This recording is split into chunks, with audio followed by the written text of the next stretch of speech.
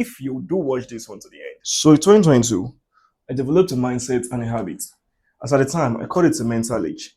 Not until recently, I realized it was a mental anchor. You know, as we grow older, we begin to encounter different situations on a daily basis.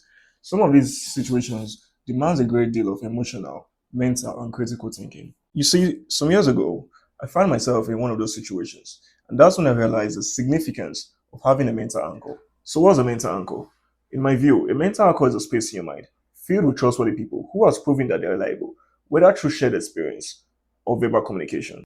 These individuals could be your parents, your family, your partner, or even your friends. You place them in that mental space and make an agreement with yourself that whenever you clearly understand the pros and cons of a situation, but you're unable to make a decision because your emotions are uncertain, you rely on these people to decide for you. All right, hold on. Let me give you a perfect picture of where a mental anchor is required. A couple years ago, a story circulated online of a woman who died as a result of abusive marriage. Sadly, it wasn't really surprising because most women in abusive marriages don't leave the marriages until the violence escalates or even leads to death, like in this case. But my question back then was there no family or friends that might have advised her to leave the marriage? Now, even if they did, she clearly didn't follow the advice because she was overwhelmed by uncertain emotions and could not make a decision. This may be for various reasons, such as kids, money, fame, and even lifestyle. But wherever her reason may have been, she was clearly aware of how bad and unhealthy her situation was becoming. So I believe if she had a mental anchor, she would have been able to avoid that tragic outcome. So here's a more personal experience. 2 years ago, my best friend wanted to get a car. It was an SUV, and he wanted to get a car because it was his dream car, and he was considering the condition of the road, which was a good thing because I mean, bad road equals more maintenance. But he could also afford it, so why not? So on the day he was supposed to get the car, I wasn't around, so I told him to, give me a call when he got back, so we could celebrate. That day, I got a call from his mom. She told me about the conflict she was having between her and my best friend because the SUV was going for, was way bigger and more expensive than the amount he initially budgeted. So she asked me to call my friend, which I did.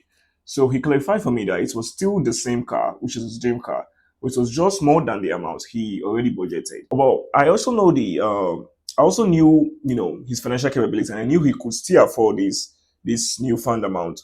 But the reason his mom didn't want to get a car, for the attractiveness, and she didn't want his first car to be that kind of amount. I mean, that was a valid reason.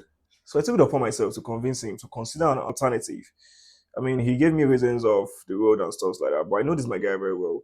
So I know for a fact that the main reason why he actually wanted to get that car is because it was his dream car.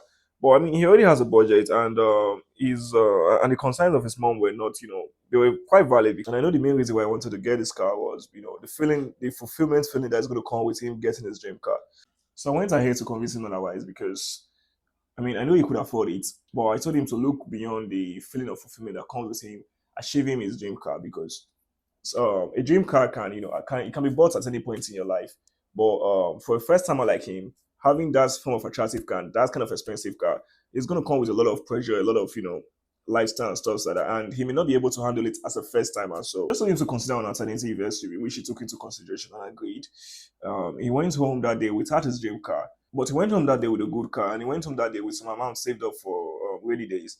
To date, he's still driving and enjoying his car, and he still thanks me for being his mental anchor in that moment. I also want to add that your mental anchor should be someone who is willing to go an extra mile for you, financially, emotionally, physically, and mentally, because in some situations you may require more than just the guidance.